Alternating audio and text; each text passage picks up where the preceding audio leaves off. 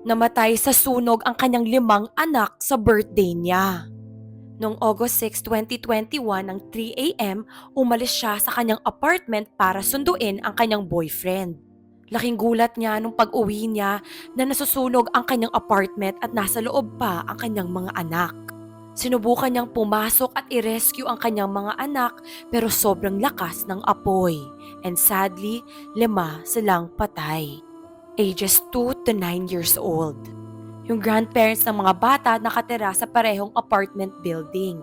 Pero tulog nung nagising sila, malakas na yung apoy at kinailangan tumalon mula sa window. Imagine losing all of your children sa birthday mo pa, ni isa wala na tira. Tas kinasuhan rin yung nanay for endangering the lives of 5 bata. Sabi ng mga friends and family niya na hindi dapat kinasuhan yung nanay. Na nawalan na nga siya ng 5 anak ng